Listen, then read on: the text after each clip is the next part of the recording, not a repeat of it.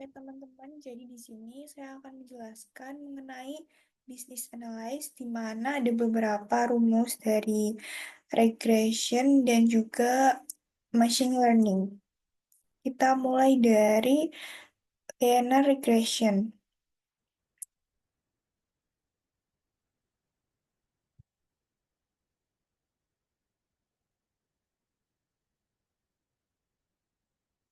Jadi, linear regression itu ada beberapa fungsi, ada dua fungsi. Yang pertama itu memprediksi dan juga yang kedua ada menguji hipotesis. Nah, yang pertama ini ada linear regression prediction.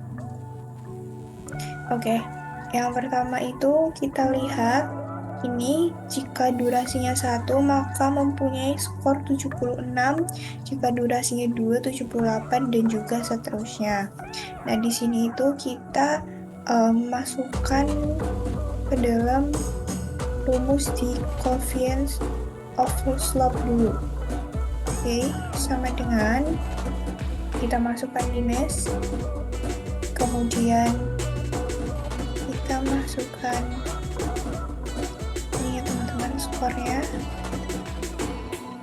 Oke, koma, kemudian durationnya,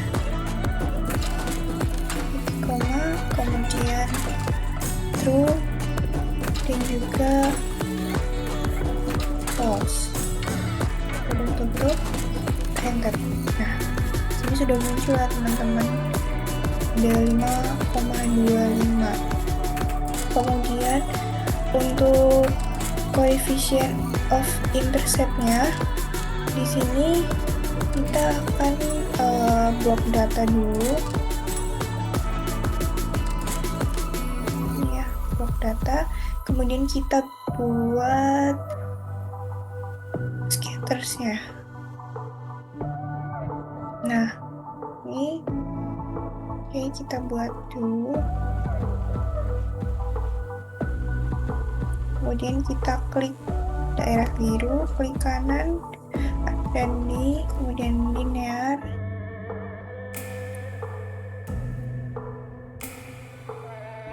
Kemudian kita pilih yang display equation on chart dan juga display value. Oke, ini biar warnanya lebih jelas, kita ganti warna dulu ya teman-teman. Ini warna merah. Oke, ini udah muncul. Jadi kita di sini tuliskan 67,162. Oke. Kemudian kita masukkan ke data yang kosong ini ya teman-teman, dengan rumus skor. Jadi kita tulis di sini rumus skor itu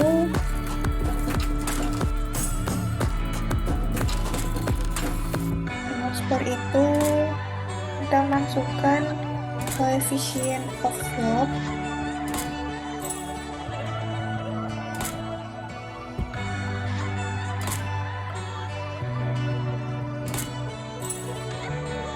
kemudian dikali dengan duration, kemudian ditambahkan dengan coefficient of interest.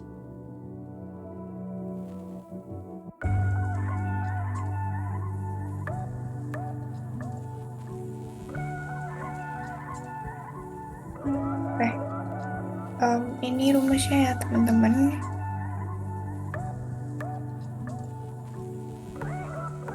Oke, kita masukkan di sini sama dengan coefficient of slope.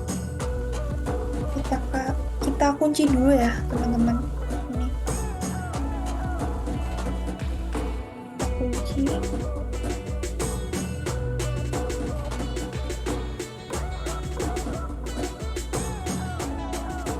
kemudian dikalikan dengan duration-nya ini,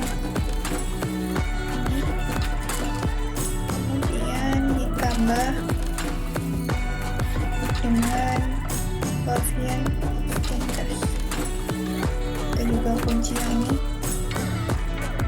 Oke, kita enter.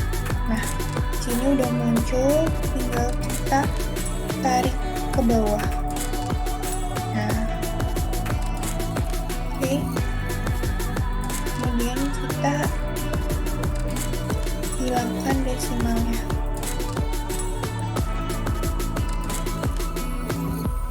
Nah, oke. Jadi di sini udah muncul duration dan juga score-nya untuk yang linear regression.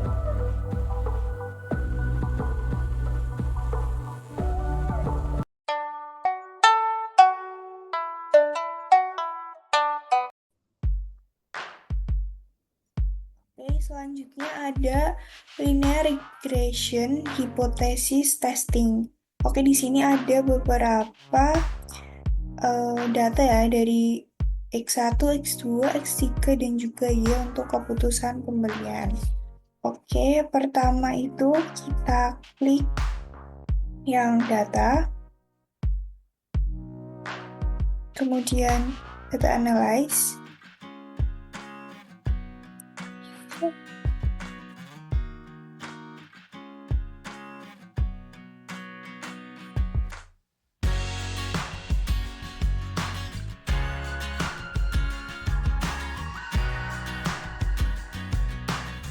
Oke, selanjutnya ada linear regression hypothesis testing. Jadi di sini ada beberapa data ya dari X1, X2, X3, dan juga Y untuk keputusan pembelian. Oke, jadi kita langsung aja klik data, kemudian kita pilih data analyze, kemudian kita pilih yang ini, regression. Kita oke.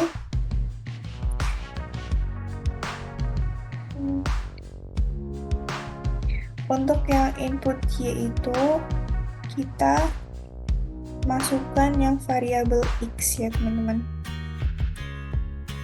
Kemudian untuk input X-nya kita bisa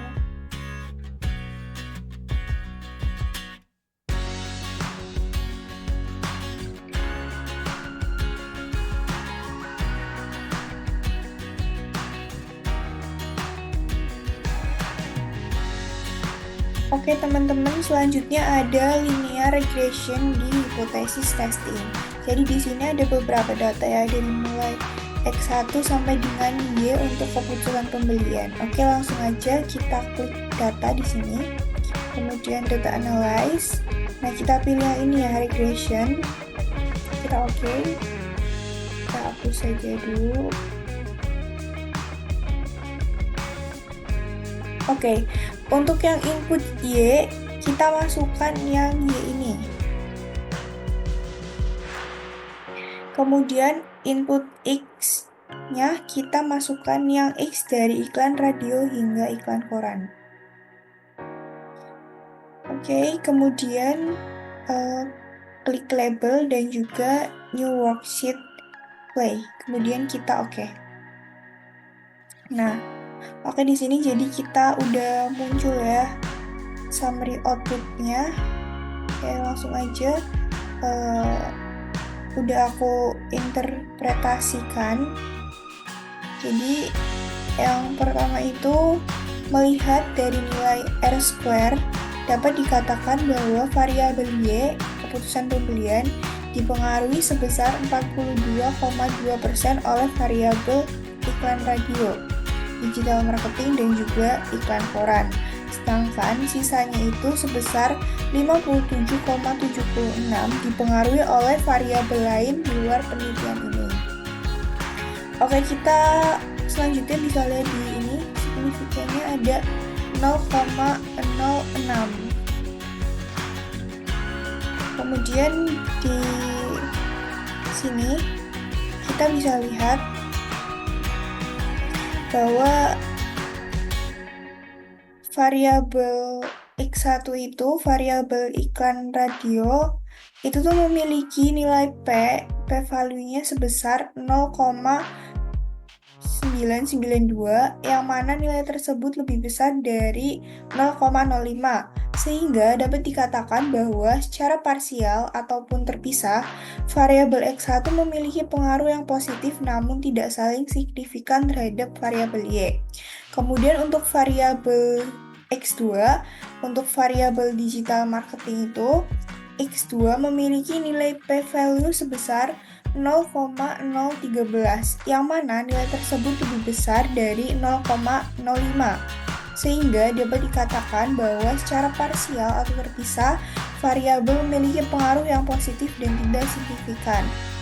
Kemudian untuk yang variabel X3, jadi di sini itu variabel iklan koran memiliki nilai p-value sebesar 0,925 yang mana nilai tersebut itu lebih besar dari 0,05.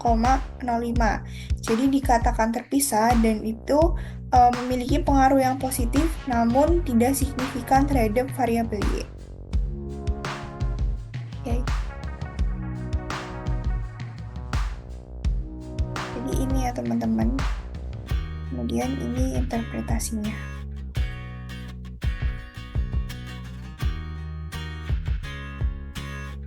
Setelah udah kita interpretasikan, kemudian kita masukkan data ini ke SPSS ya teman-teman.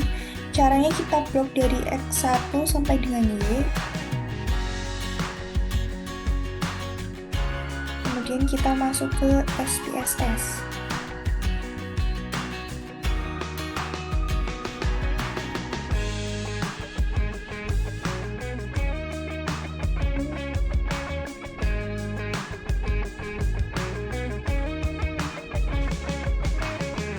Oke, setelah di SPSS, kemudian kita masuk ke variable view, namanya kita ganti dulu ya teman-teman. Satu.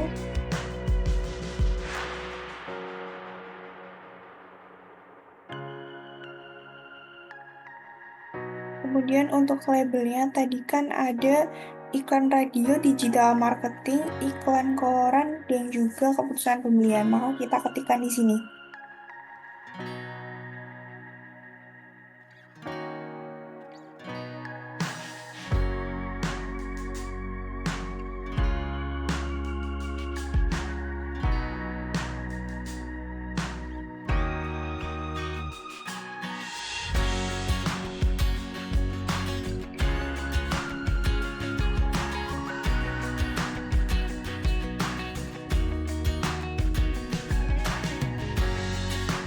Kemudian untuk measure-nya yang X1 kita ganti scale, kemudian ini juga scale, dan yang Y itu kita biarkan saja 0. Oke, kemudian kita masuk ke data view, kita pilih yang analyze, kemudian regression, dan kita pilih yang linear. Oke, di sini udah muncul. Untuk depending-nya kita masukkan di keputusan pembelian. Kemudian untuk independen kita masukkan iklan radio, kemudian digital marketing, dan juga kita masukkan iklan koran. Oke. Kemudian untuk yang statistik itu kita checklist yang confident intervals, kemudian centang, kemudian untuk yang plots, yang Y-nya kita masukkan di spreadsheet, dan yang X-nya kita split ya teman-teman. Oke, kita checklistkan yang histogram dan juga normal probability plot. Kemudian untuk yang save, kita checklist di understand disease. Oke, continue.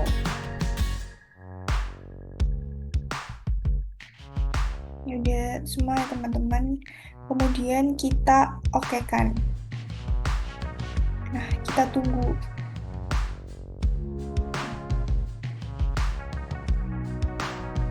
Nah, ini udah muncul ya teman-teman.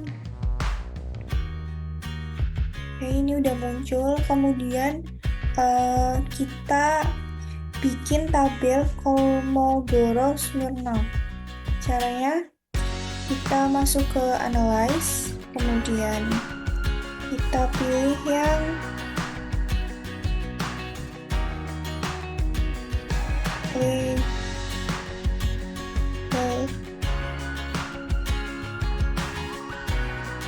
non-parametric testing. Oke, ini di sini ya legalnya.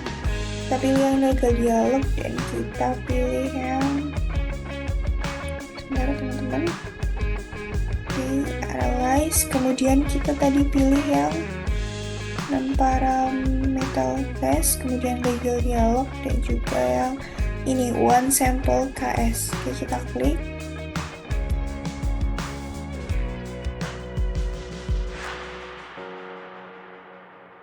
Kemudian yang understanding kita masukkan ke test variabilis. Ini oke, kita oke. Nah, ini udah muncul ya teman-teman untuk one sample Kolmogorov-Smirnov-nya. Oke, kemudian bisa kita interpretasikan untuk yang kita lihat di sini ada histogram. Jadi histogramnya ini kan bentuknya lonceng atau menggunung seperti ini ya teman-teman. Jadi ini tuh dikatakan data yang digunakan dalam penelitian ini itu terdistribusi secara normal. Kemudian kita bisa lihat di sini plot of regression standardizing residual. Jadi di sini itu plotnya itu terlihat kalau sebaran datanya itu nyebar ke beberapa garis diagonal ya. Maka ini tuh disimpulkan bahwa data yang digunakan dalam penelitian ini itu terdistribusi secara normal.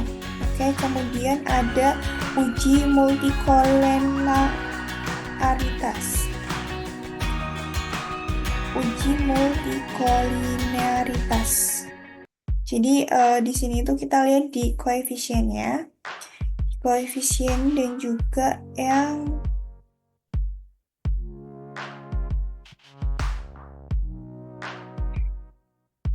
tadi ya teman-teman di sini tuh one sample Kolmogorov-Smirnov test. Jadi ini tuh berdasarkan data yang di atas itu diketahui bahwa nilai FEV dari beberapa masing-masing variabel itu adalah 10. Jadi nilai toleransi dari masing-masing variabel itu lebih besar dari 0,1 sehingga dapat disimpulkan bahwa setiap data variabel yang digunakan dalam penelitian ini itu tidak saling berkorelasi. Ini ya teman-teman, tidak saling berkorelasi, dan juga data yang digunakan itu terbebas dari multikolinearitas. Ya. Kemudian ada uji heteroskedastisitas. Oke, di sini kita bisa lihat yang bagian ini ya teman-teman, scatter plotnya. Di sini itu berdasarkan scatter plotnya kita bisa lihat di sini kalau gambarnya itu menunjukkan bahwa tersebar secara merata dan tidak membentuk pola tertentu ya teman-teman. Jadi ini tersebar dan ini tuh disimpulkan bahwa data yang digunakan itu terbebas dari gejala heteroskedastisitas. Ini ya teman-teman. Oke, kemudian ada uji hipotesis. Uji hipotesis kita lihat di sini ya teman-teman, di model summary-nya. Jadi untuk melihat dari data tabel di atas itu diketahui bahwa nilai R square-nya itu tuh ada di 0,571 atau sebesar 51,71%. Jadi hal tersebut itu menunjukkan bahwa variabel harga pembelian itu eh, sebesar 51,7% dipengaruhi oleh variabel X1, X2, dan X3. Nah, sedangkan sisanya itu dipengaruhi variabel dari luar di penelitian ini. Oke, kemudian ada eh, signifikasi simultan ya teman-teman. Di sini kita bisa lihat di ANOVA-nya. Berdasarkan data di atas ini menunjukkan bahwa nilai signifikan atau p-value-nya adalah sebesar 0,46 ini ya teman-teman, yang mana nilai tersebut itu lebih kecil dari 0,05 sehingga dapat disimpulkan bahwa secara simultan atau bersamaan ketiga variabel independen ini itu dalam penelitian memiliki pengaruh yang signifikan terhadap variabel dependen Y. Kemudian yang terakhir itu ada signifikan parsial ya. Di sini kita bisa lihat di koefisiennya. Oke, yang pertama itu di ini kita lihat di variabel X1 ya, atau iklan radio ini. Ini tuh memiliki p-value-nya ini ya, signya itu sebesar 0,641. Yang mana nilai tersebut itu lebih besar dari 0,05 sehingga dapat disimpulkan bahwa secara parsial variabel ini memiliki pengaruh yang positif dan juga tidak signifikan terhadap keputusan pembelian konsumen. Kemudian kita bisa lihat di variabel X2 atau digital marketing ya teman-teman. Di sini itu p-value-nya ini sebesar 0,08 ya, yang mana nilai ini tuh lebih kecil dari 0,05 sehingga dapat disimpulkan bahwa secara parsial variabel ini tuh memiliki pengaruh yang positif dan juga signifikan terhadap keputusan pembelian konsumen. Kemudian terakhir kita bisa lihat X3 ataupun iklan koran ya. Jadi di sini itu nilai signya itu sebesar 0,638, yang mana nilai tersebut itu lebih besar dari 0,05 sehingga dapat disimpulkan bahwa secara parsial variabel ini memiliki pengaruh yang positif dan juga tidak signifikan terhadap variabel keputusan pembelian konsumen. Nah, ini ya teman-teman dari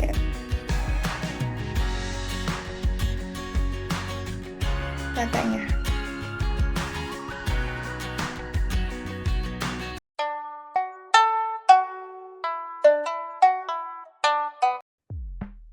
Oke teman-teman, selanjutnya ada data logistik regresional binary. Jadi di sini tuh ada egg dan juga subscribe. Misalkan egg-nya itu 20, kemudian subscribe-nya 0 dan seterusnya. Ini tuh kita kopikan ke SPSS terlebih dahulu ya, teman-teman.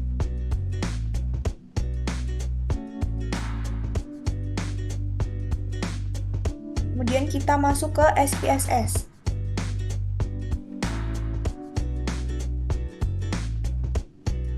Nah, kita masuk ke data view, kemudian kita kopikan datanya.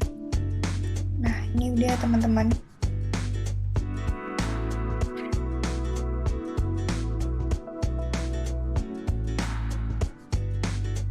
Oke, jadi di SPSS ini, kemudian langkah selanjutnya kita lihat di variable view. Nah, di sini untuk namanya tuh kita gantikan namanya dengan egg dan juga subscribe. Ini untuk yang pertama tuh kita ganti egg dulu. Kemudian di sini subscribe. Oke, desimalnya kita ganti ke 0 semua ya. Udah, kemudian untuk value-nya di sini kita tuliskan untuk value yang 0 itu berarti labelnya non-subscribe.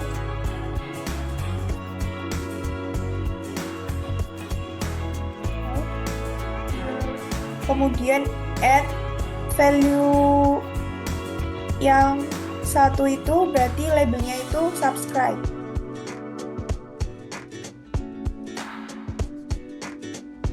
Add, kemudian kita oke kan. Nah, selanjutnya tuh ada di sini measure. Yang pertama itu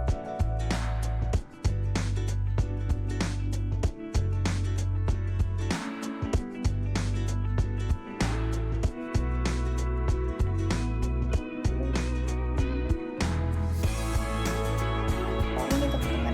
Ini oke, kemudian di sini itu nah, value satu itu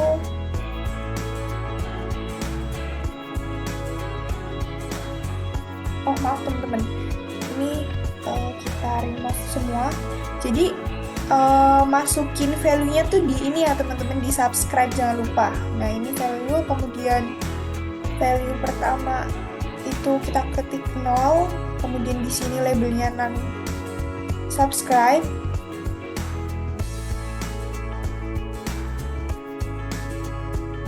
Oke, kemudian value kedua itu 1, kita labelnya itu ketikan subscribe.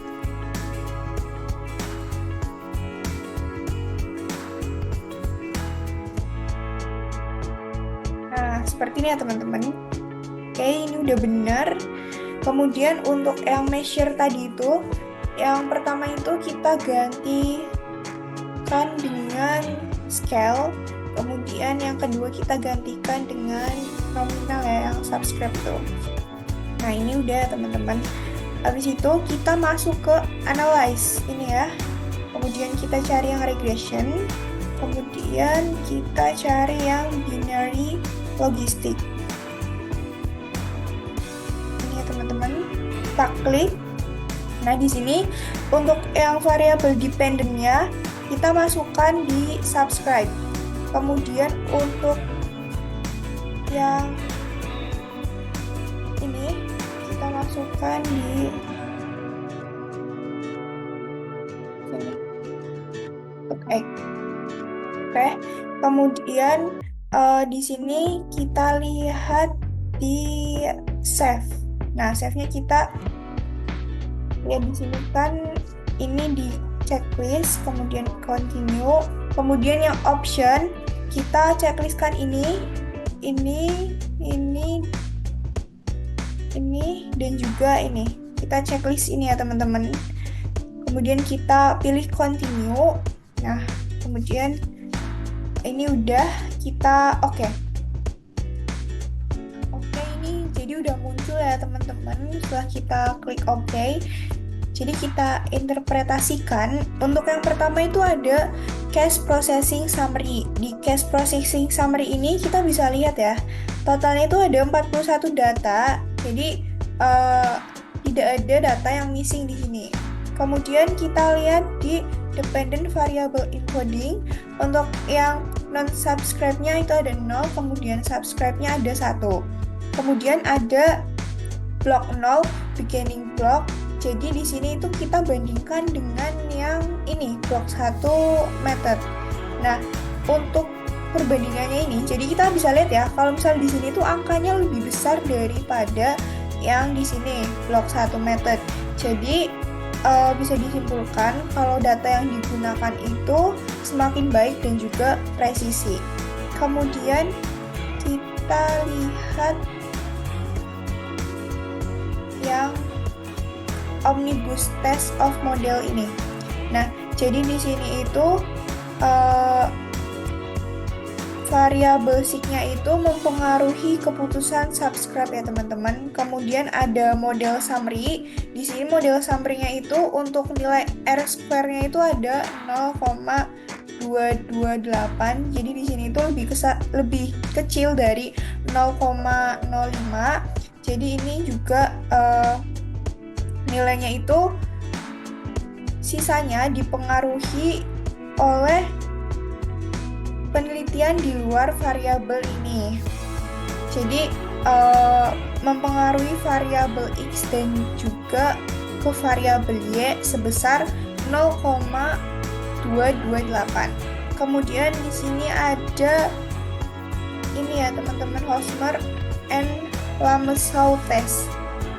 Jadi di sini itu lebih besar dari 0,05. Nah, jadi dapat dikatakan kalau misal data ini itu yang digunakan cocok dengan modelnya. Oke, kemudian ada untuk classification table. Di sini tuh kita bisa memprediksi ya, datanya itu sebesar 78,0. Jadi presentasi datanya itu 78,0. Kemudian ini ada variable in the equation. Di sini itu nilai signifikasinya untuk usianya itu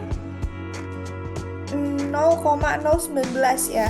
Jadi bisa dikatakan kalau misalkan usianya semakin tua, maka semakin mungkin untuk subscribe ataupun berlangganan. Nah, jadi ini untuk data-datanya ya, logistic regression.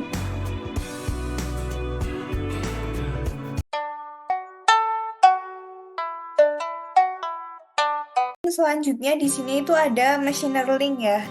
Di machine learning ini kita bisa lihat data ini ya, ada 100 data karyawan. Sini 100 data karyawan di sini ya.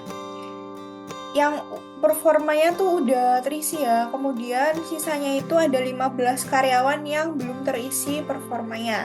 Jadi di sini itu kita mau menentukan nilai performa karyawan di sini.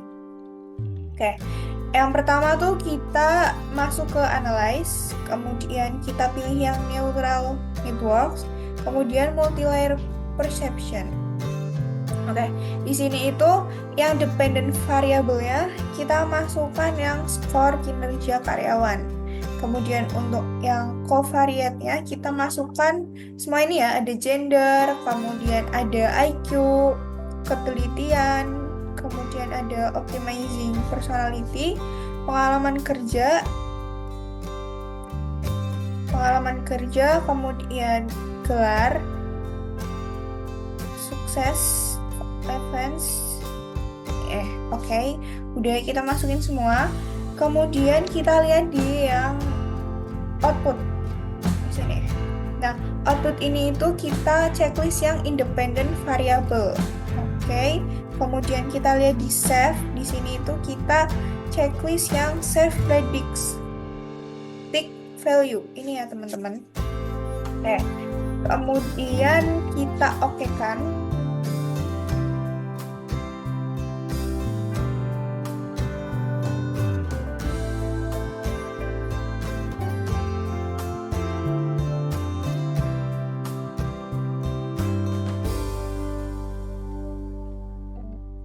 Nah, di sini udah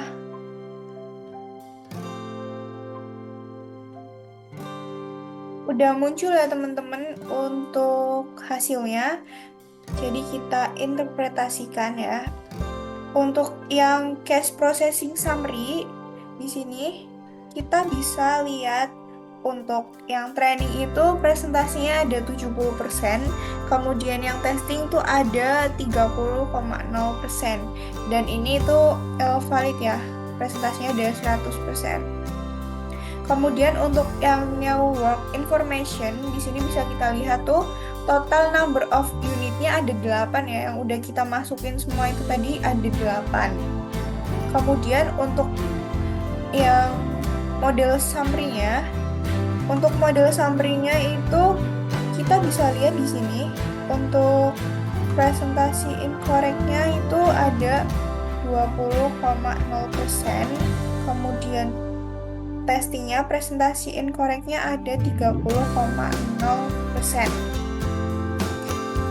Kemudian kita lihat yang ini independent variable important. Di sini itu kita lihat ya, kalau misalkan yang IQ ini presentasinya itu sangat besar ya, ada 100%. Kemudian yang kedua itu pengalaman kerja. Untuk pengalaman kerja itu ada 84%.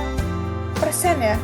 Sisanya itu masih terbilang cukup rendah ya, ini dari mulai gender kemudian ketelitian itu masih rendah. Nah, di sini juga ada normalized importance-nya, ini untuk yang tadi ya 8 unit number-nya. Ada IQ, kemudian dan seterusnya. Nah, kemudian kita balik lagi ke tabel yang awal.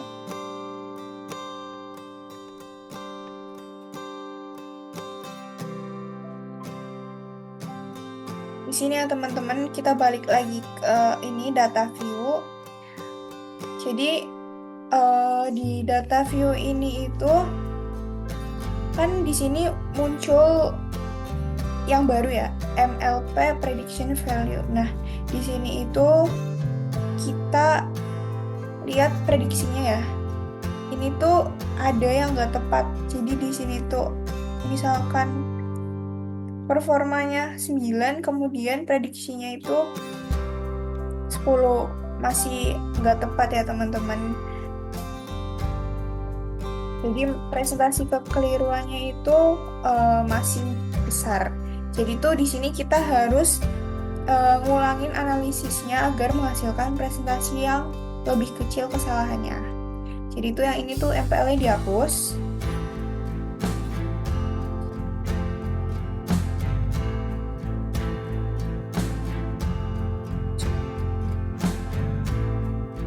Dihapus. Kemudian kita buka analyze, kemudian kita pilih yang neural networks, kemudian multi-layer perception. Oke. Nah, di sini itu kita masuk yang ini variabel ya. Di sini itu bisa lihat covariate-nya itu kita hapus yang semuanya kecuali yang besar tadi itu, EQ sama pengalaman kerja ya. Jadi ini kita hapus dulu.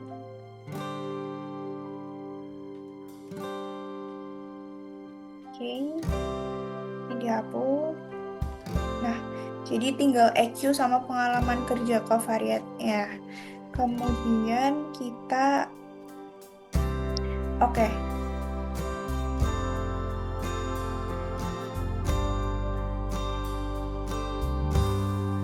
Oke teman-teman, ini udah muncul lagi ya. Jadi kita lihat di sini untuk network information-nya itu tadi kan ada 8 ya. Kemudian di sini tuh ada 2. Jadi udah dihapus, tinggal EQ dan pengalaman kerja. Kemudian bisa lihat di sini itu model summary-nya. Model summary-nya itu untuk training presentasinya tuh ada 19,7 dan juga yang testing tuh ada 25,0. Jadi tuh ini presentasinya kalau kita lihat tuh lebih rendah ya teman-teman.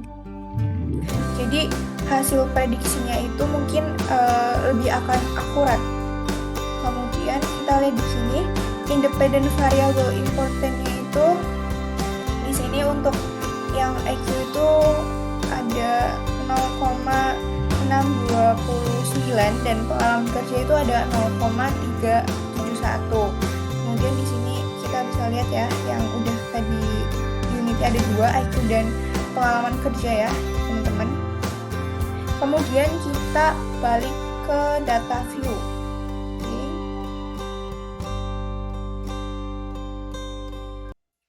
Oke, kita balik yang ke data view ya teman-teman. Jadi kalau misalkan kita lihat di sini, ini tuh performanya sama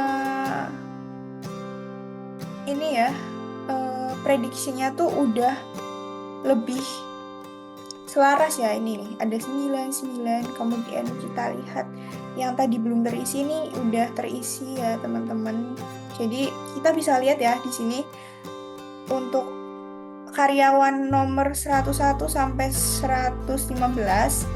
Nah, di sini tuh untuk yang performanya paling tinggi itu ada karyawan nomor 114 dan juga 115. Jadi itu karyawan yang memiliki performa yang tinggi yang udah diprediksi. Jadi dari data ini tuh kita bisa merekrut karyawan nomor 114 dan juga 115.